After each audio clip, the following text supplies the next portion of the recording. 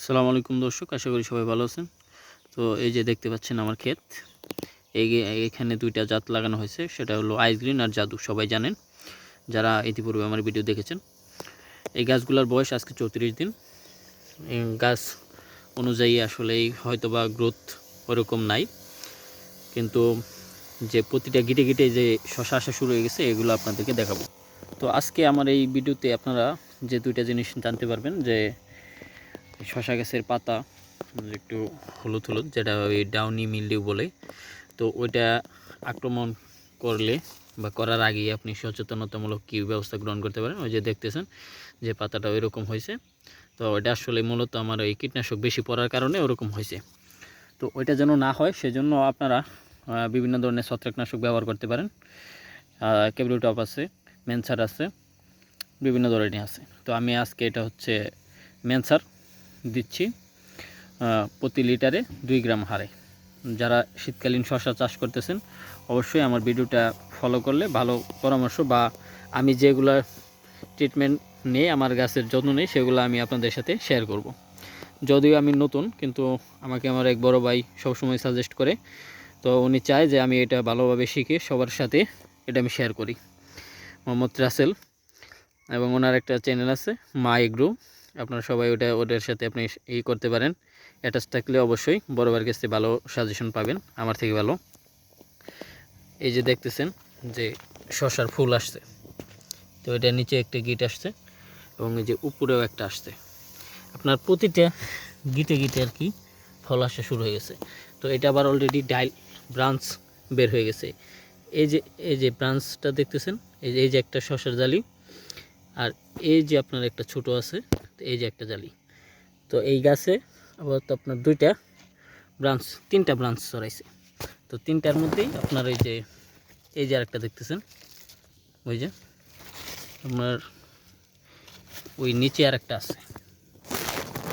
এই যে দেখতে পাচ্ছেন কিনা জানি না। তো 34 দিন গাছের বয়সে, তো সব মিলিয়ে কয়টা জালি হলো আমি আপনাদেরকে হিসাব করে জানাইতেছি। ওইখানে হচ্ছে ওই ব্রাঞ্চে হচ্ছে 2টা, আর এই মেন ব্রাঞ্চে হচ্ছে নিচে একটা, 3টা, এই যে একটা 4টা, একটা 5টা।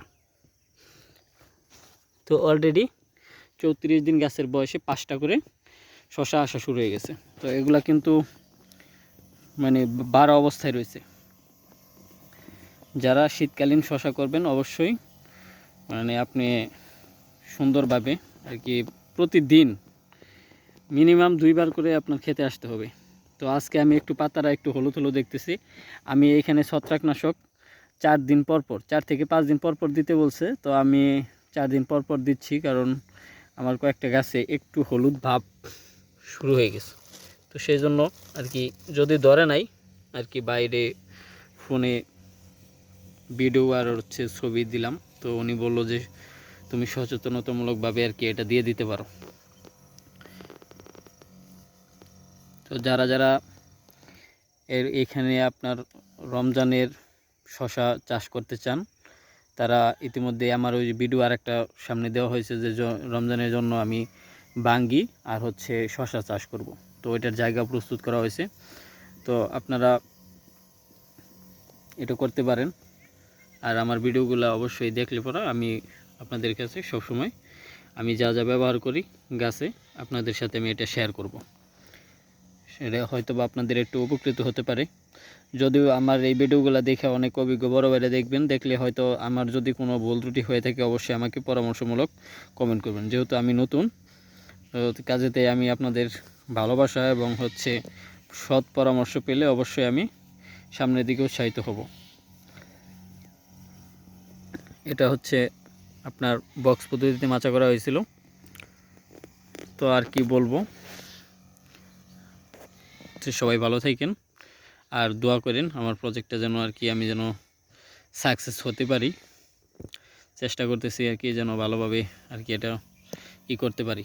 তো আলহামদুলিল্লাহ এর মধ্যে আমার 640টা গাছের মধ্যে 2টা গাছ নষ্ট হয়েছে, তার মধ্যে আর সবগুলাই 638টা গাছই টিকে আছে। তো কিছু কিছু গাছ আবার আপনার ছোট ছিল, তো সেগুলোও আলহামদুলিল্লাহ বেরতেছে। শীতের কারণে আসলে ওরকম বেশি গাছের গ্রোথ নাই, কিন্তু যতটুকু হচ্ছে এবং ব্রাঞ্চ ছাড়ছে আর এগুলো আপনার শশা আসা শুরু হয়ে গেছে। তো দোয়া রাখেন সবাই, আর আমার ভিডিওতে বেশি বেশি লাইক এবং চ্যানেলটা সাবস্ক্রাইব করে দিন। আমি আপনাদের পাশে থাকতে চাই, এটুকুই। আর যদি কোনো বড় ভাই, অভিজ্ঞ বড় ভাই দেখে থাকেন, অবশ্যই আমাকে পরামর্শ দিবেন। আসসালামু আলাইকুম।